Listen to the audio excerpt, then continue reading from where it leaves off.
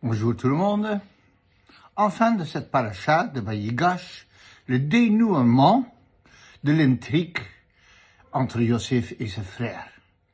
Yosef, il se révèle, Ani Yosef.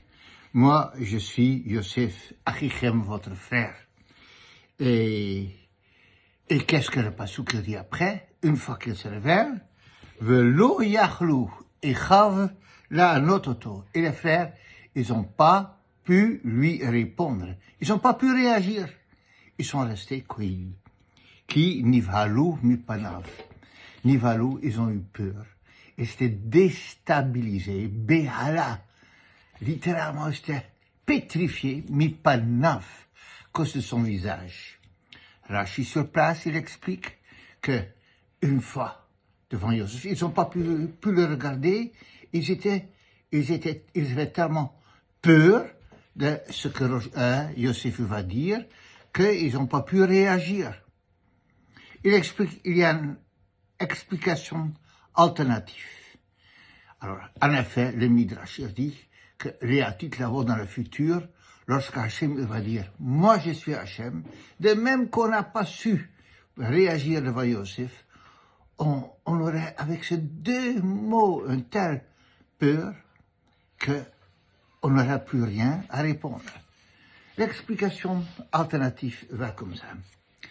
C'est pas à cause d'une peur simple de se trouver devant un roi, un vice-roi qui a tout le pouvoir. Mipanaf, à cause de son visage, on va le lire plus littéralement. Velo yachlu le'anototo, ils ont parlé, qui nivalou, parce qu'ils ont peur. À la limite, le mot mipanaf, ce mot, à cause de son visage, il est en trop. Alors il commente mipanaf à cause de son visage.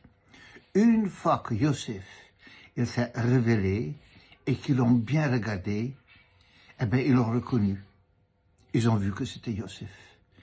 Et donc, la question, elle était maintenant, leur crainte, elle était, comment se fait-il qu'on l'a pas reconnu avant?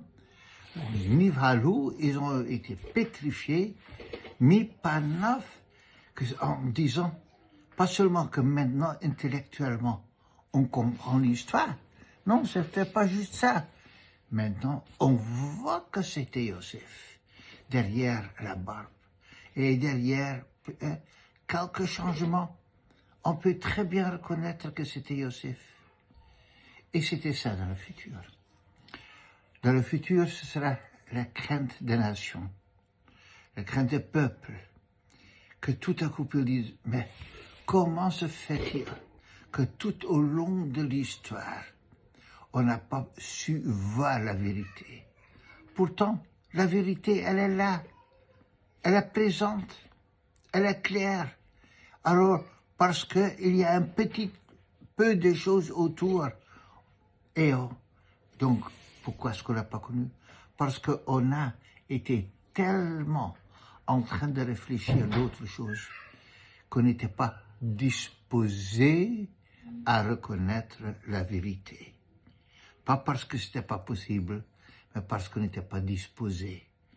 Et dans la Avodat Hashem, dans le service d'Akadosh Baruch Hu, souvent, les choses sont comme ça.